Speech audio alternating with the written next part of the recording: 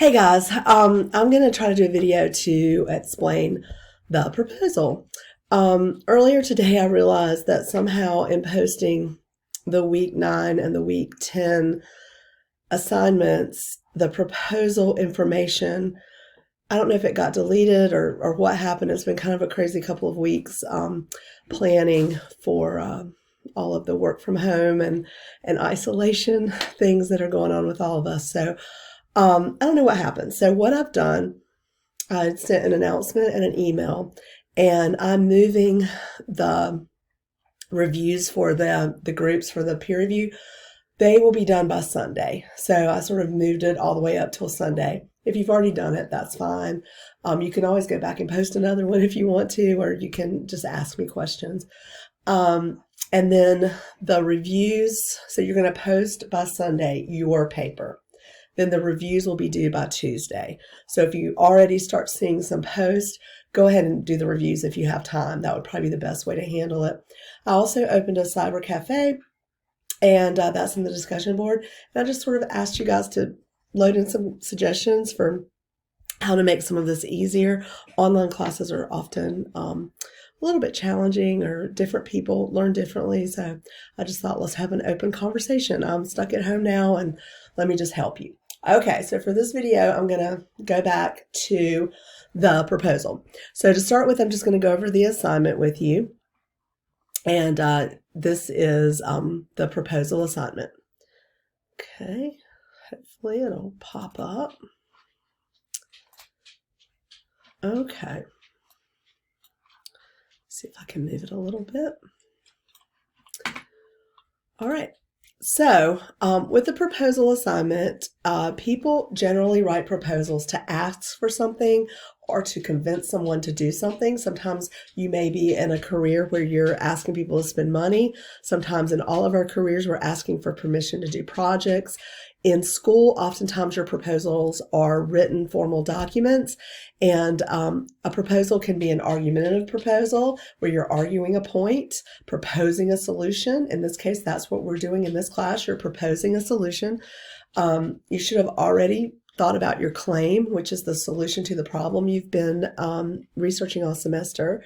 So proposals are generally done in some fashion to change someone's view or opinion about something, and then ultimately to take action in some way. So sometimes it may be that you're just changing their thought process about something. Sometimes you're actually building a building or spending money to create something. And it could be anything, anywhere between those two extremes. This semester you've been researching, and you've had a specific issue that you've researched, a problem within your field of study, within your career that you're hoping to do. And so now your proposal is where you're convincing us, the reader, the audience, that this is the solution to the problem. The format is 5 to 7 pages. That does not include the title page, the abstract, which, by the way, we are adding an abstract for this one. We haven't done one yet this semester, and there is a handout for that, and I'll sort of explain some things in this video as well. And then you're going to have a references sheet with your 5 to 7 scholarly sources.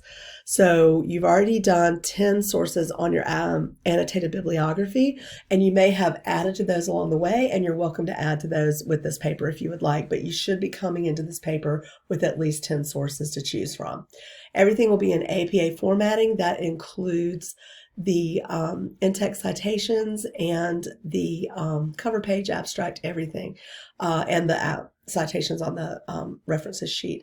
I have a video that just gives an overview on APA citations. I think I may load that in as well, just to, in case somebody needs a refresher on how to do that. You are supposed to write in third person and use scholarly tone and phrasing. There needs to be academic rigor with your phrasing, so you would not want to be super conversational or use slang phrasing, or it's not like you're talking to a friend. Here is a general outline for the proposal. So the first paragraph should be the introduction.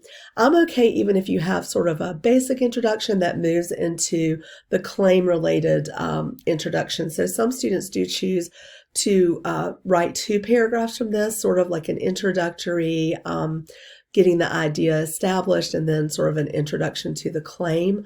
However you do it, make sure the claim statement goes last before you start proving your point. So whether you do it in one paragraph or two, make sure that the claim statement, which here is being referenced as a proposition, it's really weird in English. We have a lot of different names for the same thing, but a thesis statement is a statement that goes into an essay to show the controlling idea for the paper.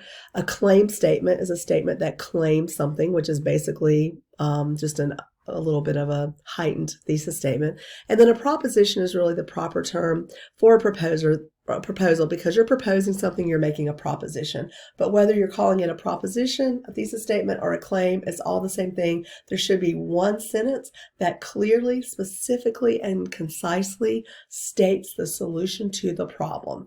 Sometimes it's a should statement. So like, this company should do something, or engineers should do this, or doctors should do this, or hospitals should do this. So sometimes that's a good way to make sure it's clear what you're claiming. After you do the introduction and you get your audience sort of acclimated to the ideas, it's a good idea to describe the problem.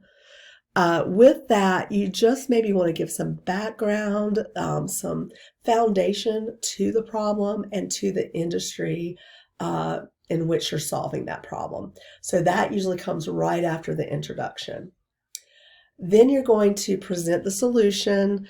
All of you are researching different topics, so this will play out a little differently with each of you. So while I've given you a general outline, you do not have to follow this word for word, line for line. I'm just trying to show you some ways that you can organize that. And I do have some student sample outlines that you can look through, and I would think that would be a great thing to do so that it helps you see how some other students have organized their proposals. I also have some student proposals listed that you can look through. But you can present your solution just to show the steps to the solution, what has to happen, what consequences will happen in a positive way to that solution. Then you want to also argue the feasibility of the proposal. Like, how is it going to happen? How is it going to be done? We all know we can't snap our fingers and just have something done. If it costs something, who's going to pay for it? If there's no cost to it, how is that going to happen?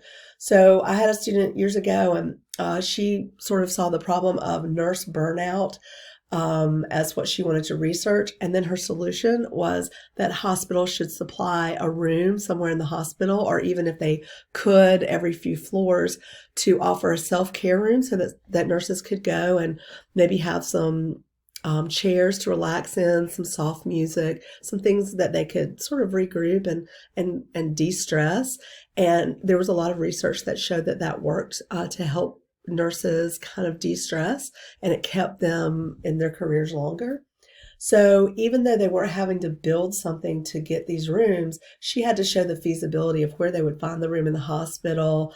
You can't just say put a room on every floor, because that's a patient's room. But you could possibly argue that an unused or underused conference room could be used maybe on one floor of the hospital or something. So that's just, you're showing how it's going to be done. Then with any argument, there are always two sides. So you're arguing your side. After you've established your argument, you're going to go to this concession refutation section of your essay.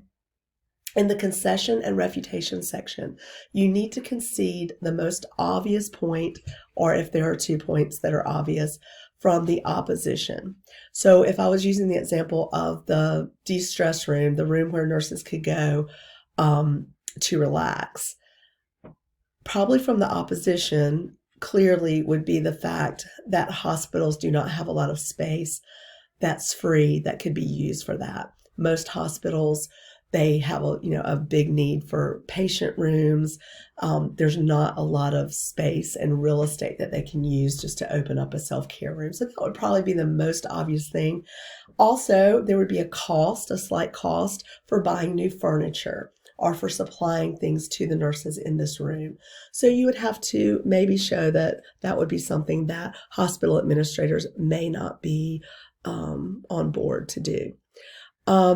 And then once you concede those one or two things from the opposing viewpoint, then you want to refute those points. And that just means bringing back the argument to your claim and your side of things. So if I was doing the example with the self-care rooms for the nurses, I would make a statement like, while it may cost a slight amount of money to supply these self-care rooms with extra furniture, headphones, it may take up a conference room, it is more important to help the nurses sustain and not quit their jobs and to stay on staff than it is to have an extra conference room. The conference room could be another floor could be used for a conference room, or maybe only one floor in the hospital had the self-care room. So you just want to bring it back. You want to concede the point or two that you're going to concede from the other side, and then you need to bring it back to your side, what you're trying to convince the reader to do. At the very end, you're going to have a conclusion. Start this conclusion with a restatement of the claim. You want to remind the reader what your claim is and what you've proven, and then you want to have maybe 4 or 5 sentences following that where you encourage a call to action. You encourage this change to happen, and you don't want to put any new information in this conclusion. You want it all to be just kind of finalizing the points that you've included throughout the essay and closing out the argument. You want to end with a final thought, maybe something that the reader can take with them as a thought-provoking thing. Do not include questions in this argument. I am not a fan of questions.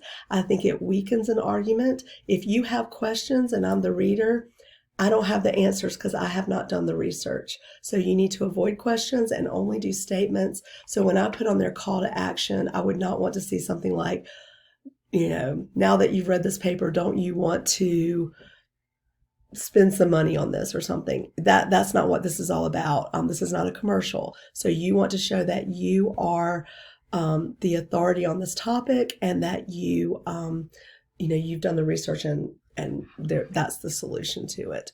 So that's sort of the assignment. I've got some other things in here. So when I explained the refutation and concession, if it didn't make sense, there's a handout here. You can go back and read that. There's also an argument of essay handout, and you can read through that. It probably gives some additional tips as to what I've told you here. And then there's a proposal outline that you can follow. At the beginning of week 11, you're going to have a quick kind of shortened assignment where I have you go back into your rough draft and you make an outline based on that rough draft, and you're going to turn that outline into me along with your final claim so that I can see where you are before you turn in your final proposal.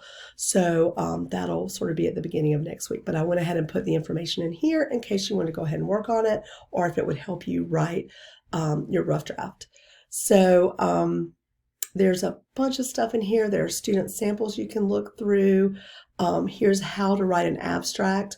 I think it's important that you read that section because it'll tell you how many words should be in an abstract, how to approach it. I also have a little Oreo lesson. If you had me in person in a face-to-face class, oftentimes I'll bring Oreos to class, and we sort of use this as a way to remind ourselves how to set up a point. You should always set it up and give kind of the first layer of the reasoning. You should follow that, and I always talk about like the Oreo is the kind of good part, the sweet part.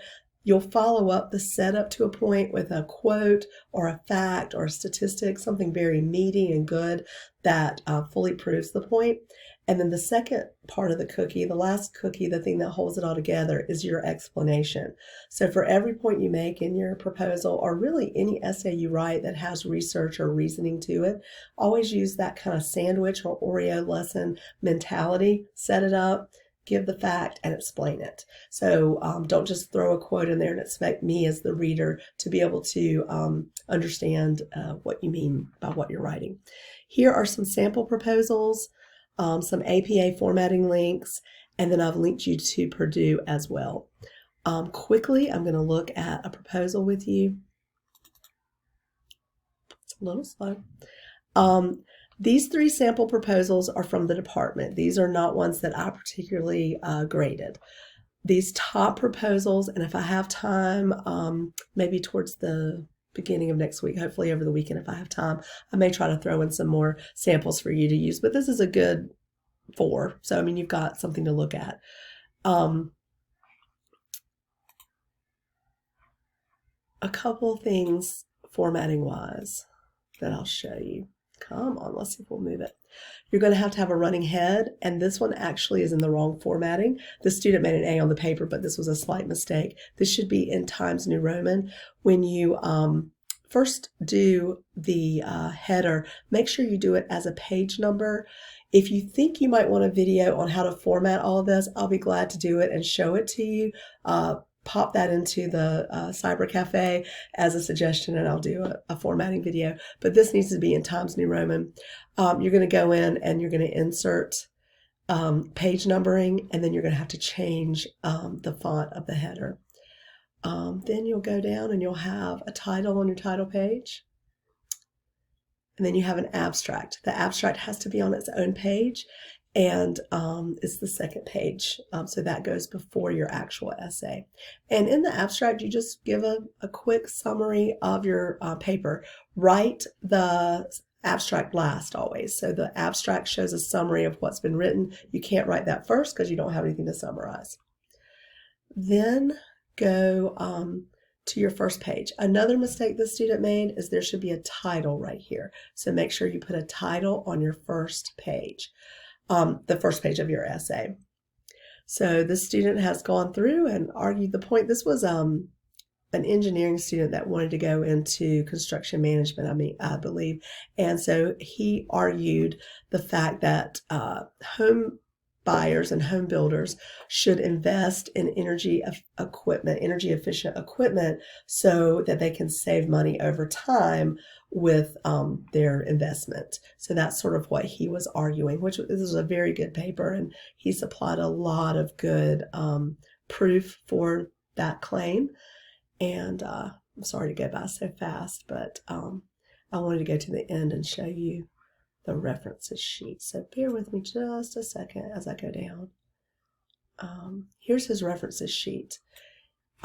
He did pretty well with his formatting of the references page. The only thing that I'll tell you that I can see that he got points taken off for, he did not take out the hyperlink. So whenever you're taking out the hyperlink, you want to highlight it, right click, and then you want to go to hyperlink and remove hyperlink. And it didn't work. Let's try it again. Sometimes it doesn't work, and okay, it's giving me trouble. So what you can do is you can just go up here, take out the underlining, change everything here to black. And I've kind of manually taken out the hyperlink. There is a way, if you highlight it and right click, that most of the time it'll take out the hyperlink. But every once in a while it just doesn't want to do it, so you can manually do it the way I showed you. Make sure your references sheet is in alphabetical order. Make sure you have the hanging indent. And like I said, if you want a formatting tutorial, if you'll just let me know in the Cyber Cafe, I will put that on my list of things to do. All right, so that's an overview of your proposal assignment. And there are lots of things for you to look at in this week's folder that I just added. And again, I apologize. I don't know how it didn't post. I don't know what happened, but this last 2 weeks has been a blur a little bit. And so thank you to that student who caught it and sent me an email today. And I appreciate it when you guys do email me. I do like positivity. I do like good suggestions.